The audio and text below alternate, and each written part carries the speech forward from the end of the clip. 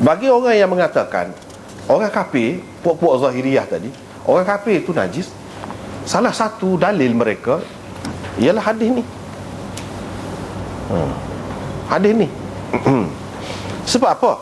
Nabi SAW kata orang Islam itu tidak najis, tidak menjadi najis. Lawan orang Islam, apa dia? Orang kafir, orang musyrikin. Artinya mafhum dia, mafhum sebaliknya, orang kafir najis. Dia faham gitu. Satu ni antara dalil dia. Satu lagi, kalau ayat Quran dia pegang dengan ayat innamal musyrikuna najasun, ya ayyuhallazina amanu innamal musyrikuna najasun fala yaqrabul masjidal haram ba'da 'amihim hadha. Tu ayatnya. Sesungguhnya orang musyrikin itu najis. Oleh itu selepas tahun ni mereka tidak boleh menghampiri Masjidil Haram. Tidak boleh menghampiri Masjidil Haram. Apa sebab tak boleh? Sebab najis. Dia kata itu sebab najis, sebab najis. Sebab kekufuran dia tu, kesyirikan dia tu sendiri najis, menyebabkan tubuh dia tu najis. Bagi mereka ini, mana kalau bersentuh pun kena basuh. Kena basuh. Siapa tahu tu. Lepas tu kita sebut saat ni, jumhur ulama kata boleh menikah dengan ahli kitab. Dia kata boleh menikah dengan ahli kitab tidak bermakna mereka tidak najis. Supaya kita maklum, sebelum pada nikah kita sudah jumpa dah air mazi najis, semua timur air mazi najis. Air mani, Imam Bukhari, Imam Syafi'i, Imam Ahmad dan ramai lagi orang lain kata tidak najis, tapi Imam Bukhari kata najis. Imam Abu Hanifah, Malik kata najis. Nak basuh lah mana hak najis tu, kata dia. Kalau kena peluh dia apa basuh lah. Kalau bini tu ahlul kitab, kalau kena peluh dia, kalau kena air liur dia, air mata dia atau apa, kena basuh lah. Supaya kita basuh, kata dia, air mazi. Tak boleh basuh. Tak boleh. Lepas tu kalau begitu, waktu tu untuk perempuan. Kalau lelaki tak serupa. Ke mana? Dengan sebab itu dia kata tak kena tu. Buat contoh tu. Nak ayat kata tidak najis, tak kena. Itu alasan dia lah. Alasan dia. Dan mereka tu orang Islam juga, mazhab besar juga tu, ada dalil dia juga. Tapi jumhur ulama, hak majoritinya, termasuklah Imam Bukhari, dia kata tidak. Tidak tidak najis orang kafir itu. Jadi ada beberapa perkara dari sini. Bila kita berjumpa dengan hadis ni, timbullah persoalan. Kalau orang Islam itu tidak najis, orang kafir maknanya najis. Apa jawapannya bagi pihak jumhur? Jumhur ulama pegang banyak dalil dia. Antaranya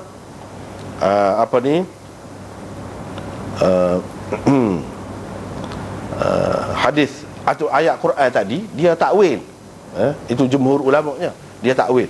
Orang kafir itu najis, maksudnya najis i'tiqad, najis kepercayaan dia tu, amalan dia tu, itu hak najis, bukan najis tubuh. Dia takwil lah. Dia mau puak-puak zahir ni kan, dia pakai zahir, dan Tuhan kata najis, najis lah. Apa nak takwil-takwilnya, kata dia. Dia pergi ke situ. Tapi kita ni jumhur ulama ni, dia kata kena tengok banyak perkara. Kena tengok, jangan tengok kena tengok banyak tempat. Kalau kita tengok dalam ayat tu, banyak benda Allah SWT kata najis lagi. Innamal khamru wal maisir wal ansab wal azlam rijsun min amali syaitan. Di situ pun dia guna rijsun. Rijsun sama dengan najis ni. Berala, arak, judi, dan cabuk tua, dan sebagainya tu, itu adalah kotor. Dah kotor. Jadi apakah kalau kita sentuh semua tadi, jadi kena basuh, batal air sembahyang kita dan sebagainya. Katakanlah kalau kita sentuh patung berhala pun kita sentuh, batal ke air semaya? Ataupun kena basuh ke tangan? Tak kan? Ini menunjukkan bahawa dalam Quran sendiri ada digunakan rijs, najis, bukan dengan makna najis zahir ni, tapi itu amalan itu najis. Sebab kita lah katakan najis dadah. Maka kalau pegang dadah tu kata sentuh lah, kena basuh kau tangan, batal kau air semaya? Tidak. Tapi sebut najis tu nak rayak benda tu tak molek sangat lah, nak suruh orang kemar. Kita kata kalau bahasa kita kemar lah jadi bila sebut gitu. Hak ni pun musyrikun tu najis. Akidah dia tu sepatutnya manusia ni berasa kemar, berasa jijik. Tu dia kata. Serupa juga kalau pegang daun teruk, orang buat judi, batal ke air semaya? Tak. Kalau dadah sekalipun hak kata najis ni, kalau bubuh dalam poket semaya tak sah kau. Dah najis, kira-kira tak boleh lah menanggung najis. Tak ada siapa kata pun lagu tu. Tak ada siapa kata pun lagu tu. Itu tak termasuk dalam najis hak zahir ni. Tak. Tapi najis tu maksudnya i'tiqad dia, kepercayaan dia tu karut, kotor. Nak ceritanya seperti mana benda yang zahir ni ada hak kotor, kita kembal dengan sebab kita bau busuk, dengan sebab rupa dia tu tak molek, tak sedap kita kelih. Kita kata najis, kotor. Begitu juga dengan akidah. Tuhan nak cerita hak tu. Akidah, kepercayaan, pahaman orang ni ada yang bersih, ada yang kotor. Dia ajar kita mula-mula melalui benda-benda hak zahir ni.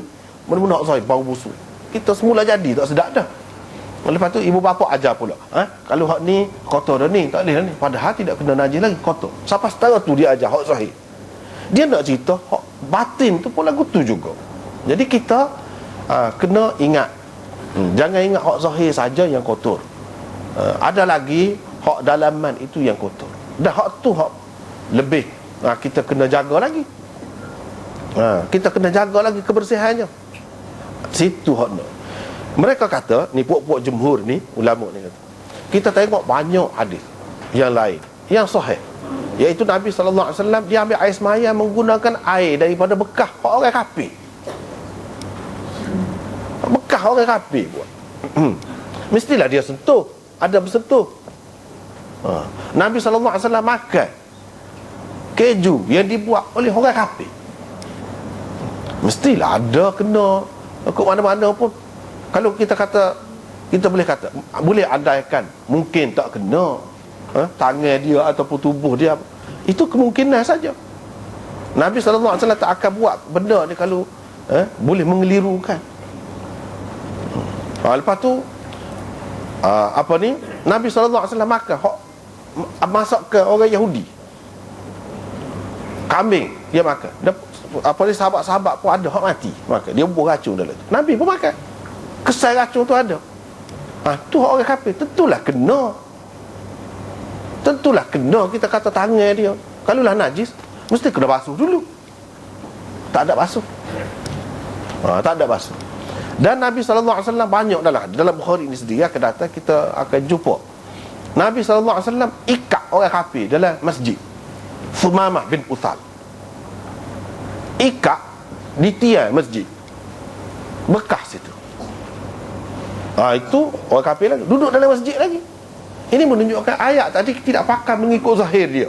Jadi tak boleh masuk dalam Masjidil Haram saja, masjid lain boleh. Itu sah pendapat. Sah pendapat lagi kata tak boleh masuk dalam Masjidil Haram tu bukan kerana dia najis. Tak boleh masuk tu berdasarkan hadis yang lain yang Nabi isytihar kata lepas pada tahun ni tak boleh dah. Allah yahujja bil bait uryanun wala musyrik. Hak tu dia suruh isytihar. Pada tahun yang ke-8 Attab bin Asid bawa orang buat kerja haji. Hak tu bercampur bau lagi dengan orang kafir. Tahun yang ke-9 dia hantar Sayyidina Abu Bakar, hantar Bilal, Abu Hurairah dan ramai lagi yang lain, Sayyidina Ali, pergi ke Mekah isytihar. Abu Bakar jadi ketua, bawa orang bawa haji pada tahun yang ke-9. Dan dia suruh isytihar. Apa isytiharnya? Selepas tahun ni tak boleh dah orang kafir pergi buat kerja haji. Tak boleh. Orang musyrik tak boleh. Orang bertelanjang seperti dulu tak boleh. Nak tawaf Baitullah tak boleh.